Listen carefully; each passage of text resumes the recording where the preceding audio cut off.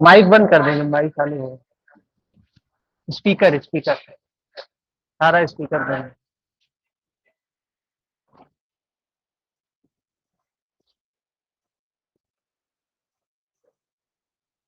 Speaker बंद है ना, कोई चालू है।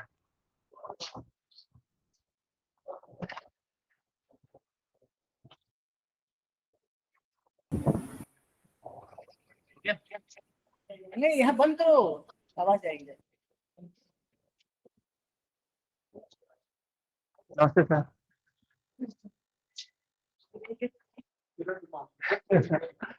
यहीं से करेंगे सर, बैठ जाओ। सबका पर्सनल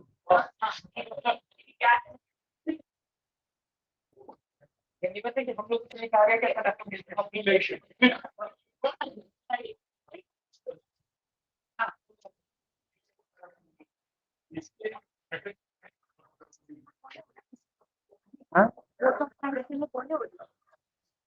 हाँ वो है लास्ट में ना।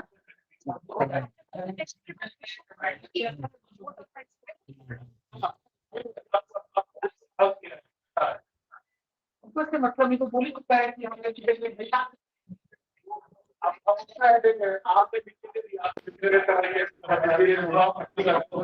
हेलो, माइक स्पीकर सबका, इसमें स्पीकर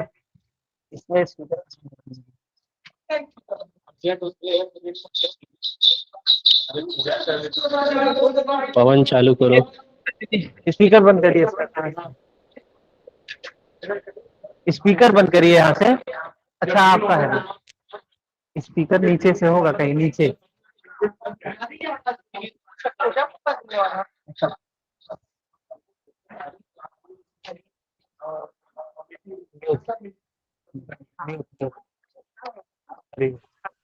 अभी नहीं, उसमें आ रहा है, उसका भी म्यूट करिए। करो यार, सभी आओ।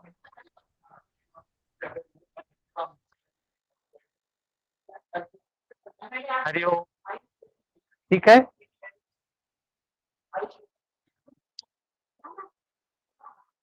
ठीक है सर, शुरू करते हैं। नमस्ते, हरिओम।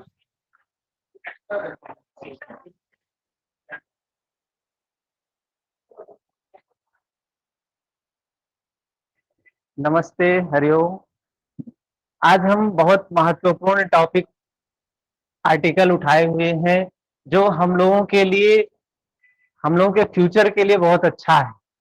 अगर हम इन चीजों को समझेंगे तो आगे हमको सभी लोग यहाँ पे रिसर्चर हैं, सबको आर्टिकल लिखना है, इस फील्ड में जाना है। तो कुछ बेसिक चीजें हैं जिन्हें हमें समझना चाहिए कि हम उनको समझ के कैसे आर्टिकल अच्छा लिख सकते हैं और अच्छे जर्नल में पब्लिश करवा सकते हैं।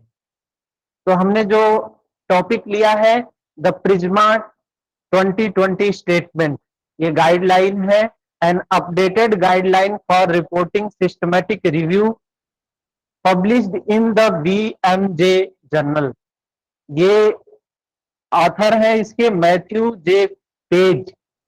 ये school of public health and preventive medicine, मोनाश university, Australia से ये जो है आर्टिकल उन्होंने लिखा है। इसमें करीब 20 लोग थे इस आर्टिकल को लिखने में। तो हम सबसे पहले देखते हैं इसकी जरूरत क्या है। Why writing a literature review paper, हम लोग लिटरेचर रिव्यू पेपर क्यों लिखते हैं, इसी के लिए गाइडलाइन है। तो लिखते क्यों हैं, तो एक सबसे सामान्य बात है, can be a part of the PhD journey. हम लोग पीएचडी कर रहे हैं तो हमारे एक मार्ग का एक हिस्सा है, ये सबको लिखना है। जब लिटरेचर रिव्यू लिखेंगे तभी हम आगे बढ़ सकते हैं, अपने रिसर्च को जस्टिफाई कर सकते हैं। Helps us identify research gaps, सभी रिसर्च कर रहे हैं तो सबके रिसर्च के प्रॉब्लम कुछ ना कुछ हैं, टॉपिक हैं। उस टॉपिक को हम कैसे जस्टिफाई करेंगे, ये हमें लिटरेचर रिव्यू ही बताता है। लिटरेचर रिव्यू से हमें गैप पता चलता है, क्या रिसर्च हुआ है, क्या हमें करना है। जस्टिफाइज आवर रिसर्च कंट्रीब्यूशन, तो हम अपने रिसर्च को जस्टिफाई करते हैं इस लिटरेचर रिव्यू के माध्यम से। लिटरेचर रिव्यू नहीं किए हैं तो हम बता ही नहीं सकते हैं कि ये हमारा रिसर्च क्या देने वाला है समाज को, अभी तक क्या हुआ है, क्या हम नया कर रहे हैं, ये बता ही नहीं सकते हैं जब तक हम लिटरेचर रिव्यू नहीं करते हैं।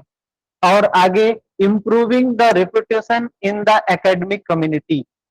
अब सामान्य सी बात है, अगर हम सभी स्कॉलर हैं और लिटरेचर रिव्यू पब्लिश करते हैं तो एक लोगों के लिए एक ऐसी बात है, आश्चर्य की बात है कि उनका लिटरेचर रिव्यू उन्होंने पब्लिश किया है और अच्छे जर्नल में किया है। तो ये हमारे लिए रेपुटेशन का भी एक वो बनता है। हाई साइटेशन, साइटेशन भी जो भी हम रिसर्च लिटरेचर रिव्यू देते हैं उसका लोग उसको रेफर भी करते हैं। But difficult for students and early career researcher, ये सारी चीजें हैं, लेकिन हम लोग नए नए हैं तो हमको कुछ भी नहीं पता है इस फील्ड में कि हम क्या कर सकते हैं, कैसे कर सकते हैं। हम सभी बस यही सुने हैं कि आर्टिकल लिखिए, आर्टिकल प्रेजेंट करिए तो ये आगे हम आप बढ़ेंगे, लेकिन कैसे करना है एक रिसर्चर के लिए एक बहुत बड़ी दिक्कत की बात है। तो इन सबको जाने तो इसमें एक महत्वपूर्ण बात है, रिव्यू क्या है। हम सभी जीवन में अपने सामान्य से जीवन में भी रिव्यू करते रहते हैं। रोज की घर से हम निकल रहे हैं तो भी अपने आप को देखते हैं कुछ कमी तो नहीं रह गई, रिव्यू करते रहते हैं अपनी चीजों को, देखते हैं कुछ छूटा तो नहीं। घर से रूम से बाहर निकल रहे हैं तो देखते हैं कुछ छूटा तो नहीं रूम में, क्या है ये रिव्यू है। A look back in order to check, remember or declare about something। पीछे क्या क्या हुआ है, हम रिसर्च करने जा रहे हैं तो उसमें कुछ छूटा तो नहीं है, उन चीजों को हम देखते हैं, कहते हैं रिव्यू है। फंक्शंस ऑफ लिटरेचर रिव्यू, हम सभी लिटरेचर रिव्यू करते हैं, जो हमारा टॉपिक होता है उससे संबंधित लिटरेचर को देखते हैं। क्यों करते हैं? ये आइडेंटिफाई करता है, summarising and evaluating current theory and methods.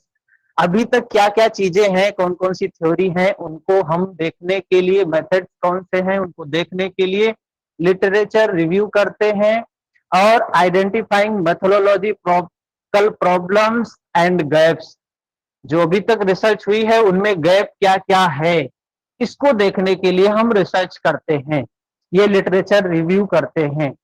Providing much needed evidence for decision makers when identifying and supporting priorities issue, specifically through funding for policy development।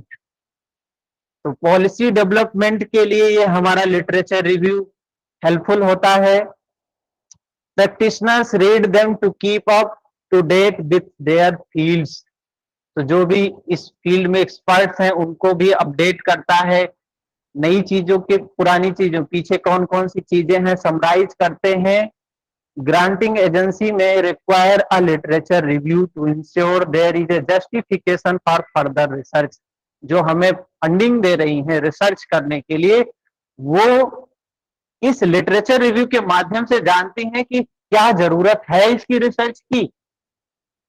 Literature review methods क्या क्या है? ट्रेडिशनल मेथड है, जो हम सभी तो नहीं कर सकते हैं ट्रेडिशनल मेथड को, क्योंकि उसमें एक्सपीरियंस होने की जरूरत है।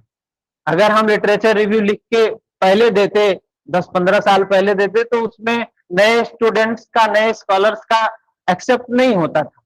क्यों नहीं? क्योंकि अभी नए हैं तो इनको क्या मालूम है पीछे की चीजों के बारे में। जो एक्सपर्ट हैं उनको नॉलेज होता है, उनका अनुभव है, तो उनकी चीजें एक्सेप्ट हो जाती हैं। तो एक ट्रेडिशनल नैरेटिव है, जो अब मॉडर्न में क्या है, दूसरा है सिस्टमैटिक लिटरेचर रिव्यू। बहुत महत्वपूर्ण है ये हम लोगों के लिए, systematic literature review. What is a systematic literature, systematic review? Systematic क्या है? पीछे बताया लिटरेचर रिव्यू है। तो सिस्टमेटिक क्या है? क्या पहले चीजें सिस्टमेटिक नहीं होती थी? पहले जो रिसर्चर का या जिसने जो लिख रहा है उसका जो मन करता था वही ग्रंथ देखा और उसने उसमें लिख दिया कि ये चीजें हमको फाइंडिंग हुई। लेकिन अभी एक सिस्टम बना दिया, जो कुछ करना है एक सिस्टम से करना है। जब हम सिस्टम से कोई काम करते हैं तो सब में एक रूपता होती है। अगर ट्रेडिशनल वो था तो उसमें 10 लोग रिसर्च करते तो 10 का जो परिणाम आता वो अलग अलग होता, सबका वायस होता उसमें। हाँ, सभी की भावनाएं उसमें दिखाई देती कि कौन क्या चाहता है और किसने क्या दिखाया है। लेकिन अगर हम सिस्टमेटिक रिव्यू कर रहे हैं तो 100 लोग रिसर्च कर रहे हैं तो 100 का परिणाम एक ही आएगा। ये सिस्टमेटिक रिव्यू इसमें बताया गया। फिर आगे क्या है, क्यों करते हैं सिस्टमेटिक रिव्यू? क्यों करना है? टू रिड्यूस बायसेस, बायस को कम करने के लिए, increase reliability and potentially improve the communication of the findings. इसके बाद ट्रांसपेरेंसी एंड डिस्क्लोजर, ये भी होना चाहिए। इसलिए हमको सिस्टमेटिक रिसर्च करने की जरूरत है। Systematically searching for existing literature using key search words to identify papers for inclusion based on clearly articulated reproducible criteria similar to that in other systematic methods।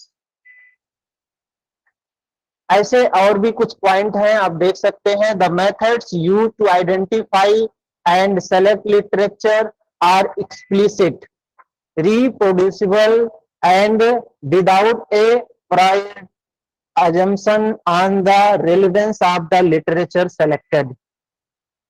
तो ऐसी कुछ चीजें हैं जिसके लिए हमें सिस्टमेटिक लिटरेचर रिव्यू करने की जरूरत है। इसके बाद आता है गाइडलाइन। गाइडलाइन क्या है? हम देखते हैं बहुत सी कुछ भी होता है, WHO की गाइडलाइन है, कोरोना की गाइडलाइन है, ये सरकार की ये गाइडलाइन आई हुई। गाइडलाइन क्यों जारी करते हैं हम? कुछ दिशा निर्देश है, ऑफिशियल एडवाइस और rules on how to do something. कोई चीज हमें कैसे करना है उसके लिए जो दिशा निर्देश जारी किए जाते हैं उनको क्या बताया? गाइडलाइन। तो हम लिटरेचर रिव्यू करने वाले हैं तो हमारे लिए भी कोई गाइडलाइन होगी। तो ये गाइडलाइन क्या है?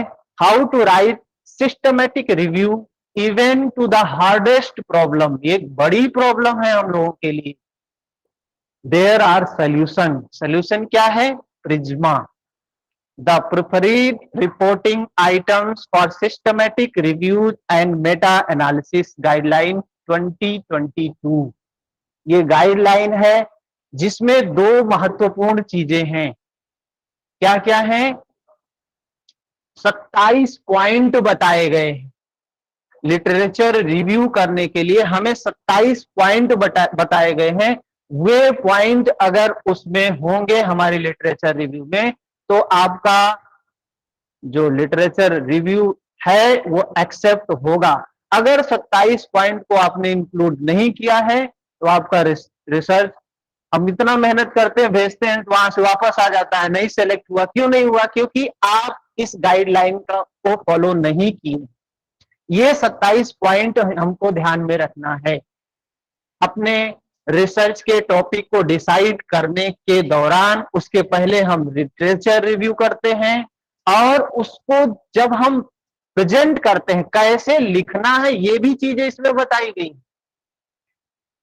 और एक डायग्राम जिसको फ्लो चार्ट बताया गया, आप देख रहे हैं किस तरीके से हमको लिखना है। सबसे पहले टाइटल होना चाहिए, बैकग्राउंड होना चाहिए, फिर मेथड होना चाहिए, रिजल्ट, डिस्कशन। इस तरीके से 1 बाय 1 हमें कैसे लिखना है ये बताया गया है।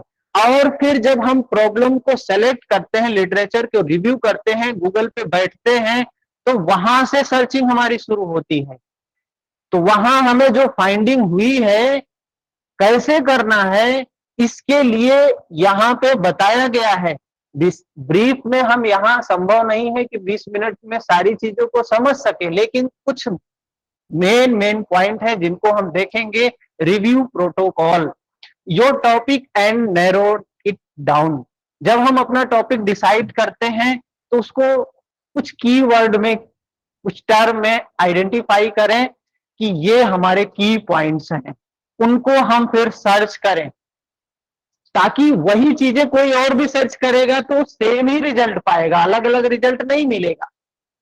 अपने ऑब्जेक्टिव को डिफाइन करें, सर्च आइटम्स, एलिजिबिलिटी क्राइटेरिया क्या क्या है, कौन कौन से रिसर्च हम किसको सेलेक्ट करेंगे, कितने ईयर का पेपर हम देखने वाले हैं। पीछे के तो बहुत सारे सालों में रिसर्च हुई, तो क्या हम सारे थोड़ी ना देख सकते हैं? कुछ 5 साल, 10 साल, 15 साल, कितने साल के पेपर को हम कंसीडर करने वाले हैं। लैंग्वेज, कौन से लैंग्वेज के पेपर देखेंगे, हिंदी देखेंगे, इंग्लिश देखेंगे, फ्रांस, जापान, कौन से लैंग्वेज को हम देखने वाले हैं, वो लैंग्वेज भी डिसाइड होना चाहिए। पब्लिकेशन, कौन से पब्लिकेशन को हम अपने रिसर्च में, लिटरेचर रिव्यू के में शामिल करने वाले हैं, ये सारी चीजें हमारी डिसाइड होनी चाहिए। इंफॉर्मेशन सोर्स क्या है, कहां कहां से डेटा लेंगे, पबमेड है, गूगल स्कॉलर है, वेब ऑफ साइंस है, कौन से हम सोर्स से ले रहे हैं डेटा, ये भी हमको दिखाना होता है, बताना होता है, डिसाइड करना होता है। उसके बाद कुछ हो सकता है मैनुअल भी सिलेक्ट करें, सारी चीजें वहां नहीं मिल सकती हैं तो कुछ मैनुअल भी सिलेक्ट करते हैं तो उसको भी बताना है। Study selected process, study selection process क्या है, जब हम यहाँ देखेंगे पीछे, तो हम जब डेटा को पीछे से देखते हैं तो कई फॉर्म में हमें गुजरना पड़ता है। सबसे पहले है क्या, आइडेंटिफाई करना, कौन कौन से लिटरेचर को हम देखने वाले हैं, कौन कौन से आर्टिकल को देखने। गूगल में डालेंगे तो वहां तो लाखों की संख्या में आ जाएगा, हजारों की संख्या में, हजारों पेपर बैठ के पढ़ेंगे तो 2 साल लग जाएगा। तो कौन कौन से पेपर हमको पढ़ना है, ये आइडेंटिफाई करना पड़ेगा हमें। गूगल में हमने सर्च किया तो तुरंत सारे पेपर को रिजेक्ट भी नहीं कर सकते हैं, सारे को एक्सेप्ट भी नहीं कर सकते हैं। आपको दिखाई दे रहा होगा स्क्रीन पर, क्या है, identification of new studies via database bases और रजिस्टर्स। तो जो कुछ भी है रिकॉर्ड में जो हमें मिलता है उसको क्या करेंगे, देखेंगे। उसके बाद बेस में हमने जो इंक्लूजन क्राइटेरिया, एक्सक्लूजन क्राइटेरिया बनाया होगा, उसके आधार पर हम पेपर को सेलेक्ट करेंगे या रिजेक्ट करेंगे। तो वहां कुछ पेपर को हम रिमूव करते हैं, सारे पेपर को हम नहीं देखते हैं। हमने कुछ की पॉइंट बनाए हुए हैं, वो की पॉइंट जिसमें होते हैं, हम सारे पेपर का अब्स्ट्रैक्ट नहीं पढ़ते हैं, बस कुछ हमने पॉइंट ही देखा, कुछ हमने टॉपिक ही देखा और उसको एक्सेप्ट कर लेते हैं, हाँ ये चीजें हमारे पढ़ने लायक है। उसके बाद आगे हो सकता है हमने गूगल पे सर्च किया, हमें 1000 पेपर मिला, पबमेड पे सर्च किया 1000 पेपर मिला। उसके बाद उसके हम ऊपर से ही देख के हमने 900 को रिजेक्ट कर दिया, 100 ही रखा या 500 रखा। फिर हम उनमें से अब्स्ट्रैक्ट को देखते हैं तो उसमें से भी 250 रिजेक्ट हो जाता है। तो ये चीजें एक प्रोसेस के तहत होती हैं, ये प्रोसेस बताया गया है इसमें। कैसे हम फाइनली अपने लिटरेचर रिव्यू में कौन कितने पेपर अंतिम में सेलेक्ट करेंगे, उसका हमें पूरा डेटा देना पड़ेगा, एक चार्ट बना के। प्रिज्मा गाइडलाइन कहता है फ्लो चार्ट बना के दीजिए, आपने शुरू कितने से किया था और अंतिम में कहां पहुंचे, कितने पेपर को आपने रीड किया है और क्या क्या पाया है उसमें, ये चीजें हमें उसमें बतानी होती हैं। डेटा कलेक्शन प्रोसेस क्या है, डेटा आइटम्स क्या है, प्रोसेस में आपने कौन से तरीके से किया, क्या है, आइटम्स क्या है, उसके बाद फाइनल डेटा कलेक्शन कैसे किया, क्या है, ये सारी चीजें हम देखते हैं। तो हमारे इस प्रोटोकॉल का समरी है, to ensure a systematic review is valuable to users. ये क्या है, वैल्यूएबल है यूजर्स के लिए। Authors should prepare a transparent, complete and accurate account of why the review was done। Review क्यों किया गया है, ये चीजें पता होनी चाहिए हमें। हम पढ़ रहे हैं, हमको पता ही नहीं क्यों पढ़ रहे हैं। हम जा रहे हैं, हमको पता ही नहीं क्यों जा रहे हैं। तो क्यों रिव्यू हमने किया ये पता होना चाहिए। व्हाट दे डिड, हमने किया क्या, ये भी पता होना चाहिए। डेटा हमारे पास है लेकिन हमने क्या किया हमें ये नहीं पता है, ये भी पता होना चाहिए। एंड व्हाट दे फाउंड, मिला क्या, हमने जो लिटरेचर रिव्यू किया क्या मिला, हमें परिणाम क्या है, ये भी चीजें पता होनी चाहिए। ये हमारे इस गाइडलाइन का ये एम है। The PRISMA 2020 statement provides updated reporting guidance for systematic review that reflects advances in methods to identify, select, appraise and synthesize studies। तो जितनी भी जो हम टॉपिक बनाए हैं, जो क्राइटेरिया बनाया, जो मेथड बनाया, उसके आधार पे जितनी भी स्टडी आती है सबको हम सिंथेसाइज करते हैं, समराइज करते हैं, उसका निचोड़ निकालते हैं। The PRISMA 2020 state consist of a 27 items checklist. 27 point हैं, हमने बताया। उन सारे पॉइंट को तो हमने नहीं देखा, लेकिन हम सभी को फिर से देखना चाहिए वो 27 पॉइंट क्या क्या हैं। एक एक पॉइंट को बताया गया है, कैसे कैसे किसको किसको लेना है और क्या क्या चीजें हमको अपने पेपर में बतानी है। अगर आप इस प्रिज्मा गाइडलाइन को पूर्ण रूप से फॉलो करते हैं, आपका पेपर कोई रिजेक्ट कर ही नहीं सकता है। किसी भी पब्लिकेशन में आप पब्लिश कर सकते हैं, चाहे नेशनल हो या इंटरनेशनल हो। और उसके साथ उसमें बताया एब्स्ट्रैक्ट भी कैसे लिखना है, क्या क्या चीजें उसमें होनी चाहिए, इंट्रोडक्शन कैसे होना चाहिए, सारी चीजें उसमें बताई गई है। ठीक है। We anticipate that the PRISMA 2020 statement will benefit authors के लिए अच्छा है, एडिटर्स के लिए अच्छा है, peer reviewers of systematic review and different users of reviews.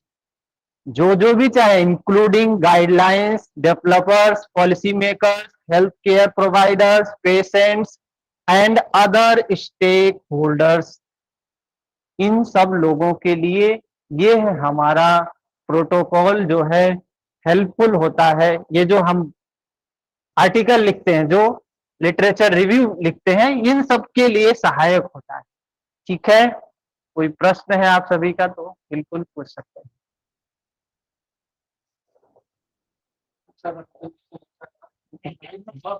हाँ सर, पहली बार बनाया जी। ये गूगल मीट से है सर, रिकॉर्ड भी हो रहा है, ये लेक्चर पूरा रिकॉर्ड हो गया।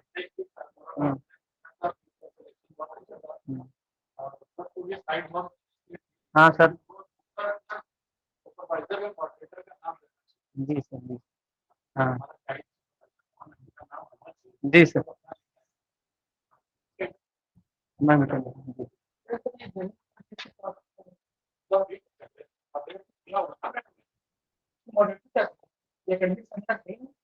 इसका कोई व्यक्ति नहीं है, सब अपना ही कर ही नहीं सकता। नहीं, अपना नहीं, गाइडलाइन से ही जो उसने अपना किया है गलत है, उसको अपना कुछ करना ही नहीं। अगर कोई ऐसा और भी बोलना है कि he has to reflect like Matthew J. Page. Matthew J. Page ने बताया मैं अपना कुछ निकालवा ये अपना बोलना है। इस पेपर के अलावा फिर बाहर क्या है, जल्दी तो नहीं सकता। इस पेपर के बारे में लास्ट को लास्ट मतलब नहीं बोलना चाहिए। जैसे एक तुमने